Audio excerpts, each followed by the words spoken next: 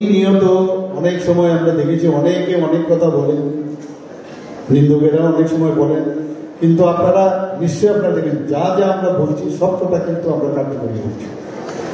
বিধানসভায় হোক বা আমরা যে কোনো জায়গায় যা একবার বলি সেটা কিন্তু কার্যকরী করার আমরা চেষ্টা করি। বলছি না 100% হয়ে যাচ্ছে, কিন্তু আমরা 100% সিচুয়েশনের দিকে কিন্তু আমরা যাই।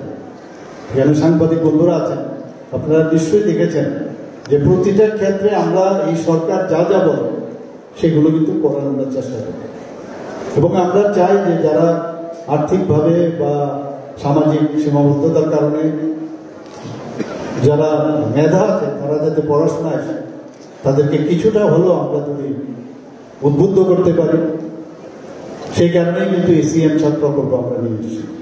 এখানে আজকে 200 জনের মতো বলা হয়েছে, সারা ত্রিপুরার 200 জন মেধা যারা ছাত্রছাত্রী আছেন তাদেরকে সিলেকশন করা হয়েছে। আমি এখানে দেখলাম যে 1-2 জন ছাত্রছাত্রী আছে যারা প্রায়শ বিভিন্নভাবে তারা কিন্তু কোনো না কোনোভাবে পুরস্কৃত হচ্ছে, সেটা আর্টে হোক বা বিভিন্নভাবে। আমাদের সেক্রেটারি মহোদয় বলছিলেন, তো এই যে মেধা তাদেরকে উৎসাহিত যদি আমরা করি তাহলে আমাদের রাজ্যের জন্য ভালো, আমাদের দেশের জন্য আমাদের ভালো, এবং আমাদের এই গভর্নমেন্ট আমরা কিন্তু প্রতিজ্ঞাবদ্ধ, আমরা এটা করতেই হবে।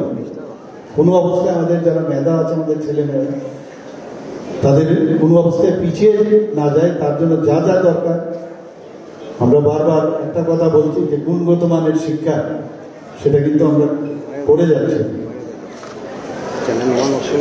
এবং আমার মনে হয় যে এই যে প্রকল্পটি একটা বিশ্বাস আমাদের স্টুডেন্টদের মধ্যে সেটা জাগবে, এবং আগামী দিন যারা এই কম্পিটিশন একটি হেলদি কম্পিটিশন, আমার কাছে যা ইনফরমেশন আছে যে সিএম-7 বিভিন্ন ক্যাটাগরিতে বিভিন্নভাবে এত সুন্দরভাবে ট্রান্সপারেন্সির সাথে সিলেকশন হয়েছে। তো আমি এর জন্য শিক্ষা দপ্তর, বিদ্যালয় শিক্ষা দপ্তরকে আমি ধন্যবাদ দেব। এবং এই স্কিম শুধু না, এটা কিন্তু মানে লং টার্মেও যাতে আমরা সেটাকে বজায় রাখতে পারি। আমরা আমাদের এই সরকার আসার পর আপনারা খেয়াল করেছেন যে যে প্রকল্পগুলো হয়েছে আমরা কিন্তু সেগুলোকে কন্টিনিউয়াসলি আমরা কিন্তু সেগুলো আমরা তার উপর কাজ করে যাচ্ছি। আমাদের যে ন্যাশনাল এডুকেশন পলিসির একটা সুপারিশ ছিল যে যেটা নিপুণ, আমাদের নিপুণ ত্রিপুরা প্রকল্প, আমরা সেটা কিন্তু আমরা সেটা এখানে এস্টাবলিশ করি। প্রথম শ্রেণীতে যারা ভর্তি হয় এবং নবম শ্রেণী পর্যন্ত তাদেরকে বিদ্যা সেতু মডিউল, আমাদের যে কেন্দ্রীয় শিক্ষা মন্ত্রক, আমরা এটা শুরু করার পরে ওনারা এসেছিলেন এখানে এবং ওনারা উচ্চ প্রশংসা করেছেন। অঙ্গনবাড়ি সেন্টার যারা আছেন, ছোট ছোট শিশুরা আছেন, তারা যাতে বিদ্যালয়ের পরিবেশের সাথে খাপ খাইতে পারে, মানে প্রপারলি অ্যাক্লিমেটাইজেশন হয়, তার জন্য আমরা মিশন মুকুল কর্মসূচি আমরা চালু করেছি। শুধু তাই নয়, যারা প্রথম শ্রেণী থেকে অষ্টম শ্রেণী যারা ছাত্রছাত্রীরা শহর, এখানে আমি এই শহরের যে কার্যক্রম এখানে আমি শুরু করেছিলাম, এখনো বিভিন্ন সময় সেটা নিয়ে আলোচনা হয়, এবং এতে করে যারা স্টুডেন্টরা আছেন এতে স্ট্রেসে না থাকে, আনন্দের সাথে পড়াশোনাটা করতে পারে। ওর ভিতরে যে আবেগের যে বিষয় আছে সেইগুলোকে কিভাবে এক্সপ্লোর করা যায়, এই শহর যে কার্যক্রম, সেই কার্যক্রমও আমরা ত্রিপুরাতে আমরা শুরু করেছি। PM পোষণ প্রকল্প, সেটা নিয়ে যাতে এটা প্রপারলি ইমপ্লিমেন্টেশন হয়, মিড ডে মিল যাতে প্রপারলি সব জায়গায় যায়। অনেক সময় পত্রপত্রিকায় আসে, সেগুলো নিয়ে আমি কয়েকবারই বলি যে সবকটার মধ্যে কিন্তু মনিটরিং আছে, এবং আরও প্রপারলি যাতে মনিটরিং হয় তার জন্য আমাদের দপ্তর সেইভাবে কাজ করছে। আমরা বিদ্যাজ্যোতি যে স্কুল আমরা রূপান্তর করেছি প্রায় 125টা, আপনারা সবাই জানেন, এবং এটা নিয়ে প্রথম ইনিশিয়ালি অনেক কথাবার্তা হয়েছে, কিন্তু সেই জায়গায় গত যে পরীক্ষার রেজাল্ট বেরোবে, পাশের হার কিন্তু অনেক অনেক বেশি বেড়েছে। 9 ক্লাসে যারা মেয়েরা পড়ে তাদেরকে আপনারা দেখেছেন বিনামূল্যে আমরা বাইসাইকেল আমরা দিচ্ছি। এখন পর্যন্ত প্রায় 1,22,000-এর উপরে আমরা সেই বাইসাইকেল আমরা দিচ্ছি। Chief ministers annual state award for academic excellence যে প্রকল্প, সেখানে আমরা প্রায় 700-র উপর যারা মেধাবী শিক্ষার্থীরা আছেন সেখানে তাদেরকে আইপ্যাড বা ট্যাব যাকে বলে সে আমরা দিয়েছি। পিএমসি স্টুল, এটার মধ্যে অনেকগুলো বেনিফিট আছে, তো প্রায় 80-র উপরে 84-এর মতো চাই আমরা সেটাকে পিএমসি স্কুল রূপান্তর করেছি যাতে বিজ্ঞানের প্রতি বেশি করে আরো আমাদের স্টুডেন্টরা আকৃষ্ট হয়। তার জন্য আমরা Tripura science talent search examination, math talent search examination আমরা চালু করেছি। আমরা এই যে ট্রেসপের মাধ্যমে, পূর্ববর্তী বক্তা বলেছেন যে ট্রেসপের মাধ্যমে Tripura rural economic growth and service delivery project, যেটা আমরা ওয়ার্ল্ড ব্যাংক থেকে আমরা তার লোন নিয়েছি প্রায় 1400 কোটি টাকার মতো। তো সেখানে আমরা বিভিন্ন যে সাবজেক্ট ওয়াইজ যারা শিক্ষক শিক্ষিকারা আছেন প্রায় 7,800-এর উপরে তাদেরকে প্রশিক্ষণ দেওয়া হয়েছে এবং বড় চাকমা এবং মিজো এবং অন্যান্য ভাষায় অনেকগুলো বইও কিন্তু প্রকাশিত হয়েছে। আমরা জেআরবিটির মাধ্যমে অনেক সময় স্টাফের একটা প্রবলেম থাকে বিভিন্ন স্কুলে, এখনো আছে। আমরা ধীরে ধীরে আমরা চাইছি সব জায়গায় কোন জায়গায় যেন গ্যাপ না থাকে ফিল আপ করার চেষ্টা আমরা করছি। প্রায় 5,200 উপরে শিক্ষক এবং 115 জনের মতো লাইব্রেরিয়ান আমরা লিঙ্ক করেছি।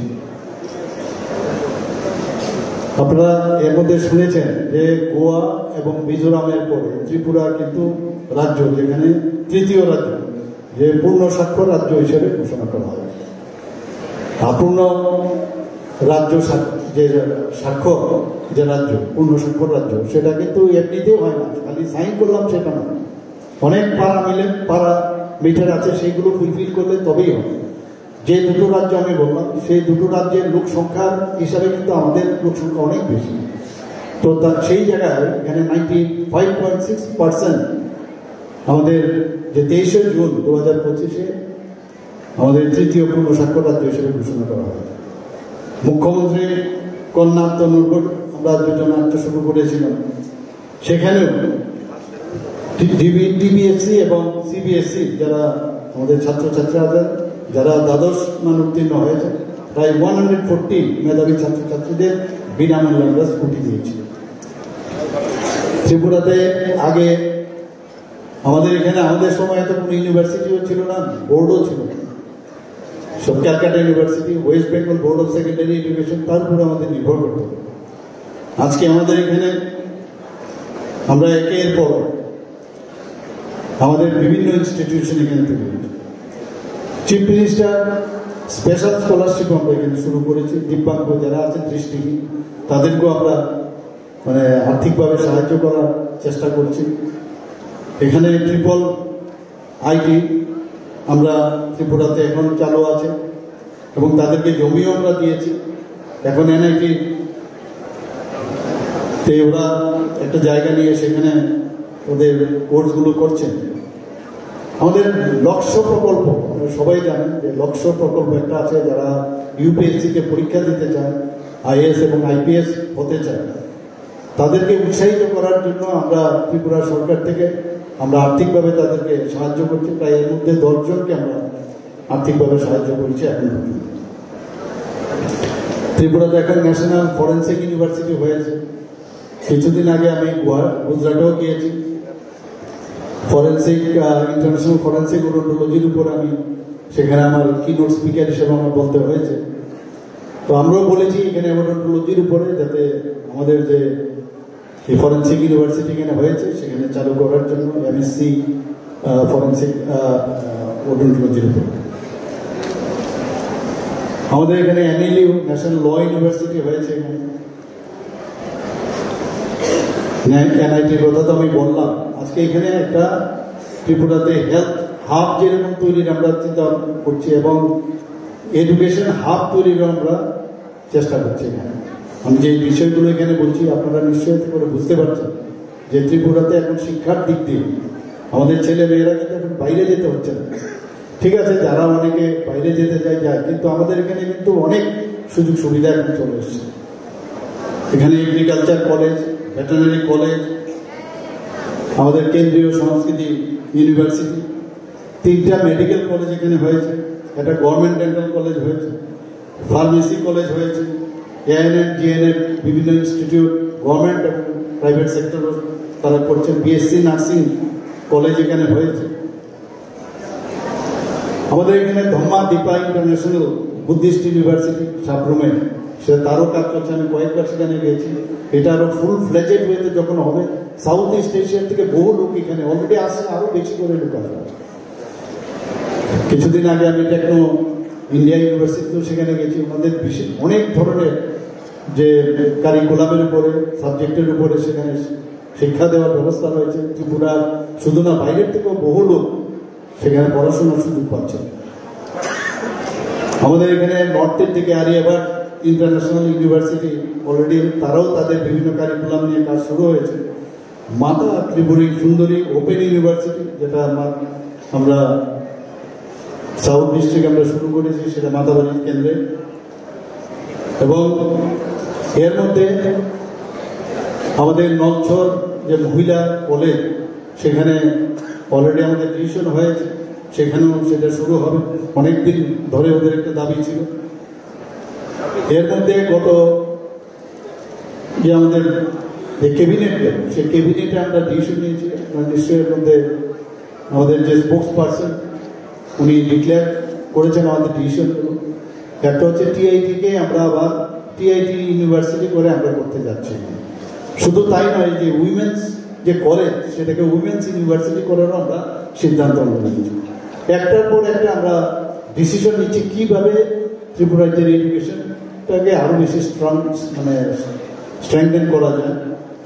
আজকে এখানে যারা ছেলেমেয়েরা যারা এখানে আজকে সিএম সাত প্রকল্পে উৎসাহিত করার জন্য একটা চেষ্টা, একটা সাহায্য, আমি বলছি না এটা দিয়ে একবারে অনেক কিছু হবে, কিন্তু আমরা তাদেরকে উদ্বুদ্ধ করতে চাই এবং অন্যরাও যাতে উদ্বুদ্ধ হয়। একটা হেলদি যে কম্পিটিশন, সেটা যেন আগামী দিন হয় এবং তাদের যে প্রতিভা এবং উদ্দীপনা, আমি আশা করি এই রাজ্যে আমাদের ভবিষ্যৎ।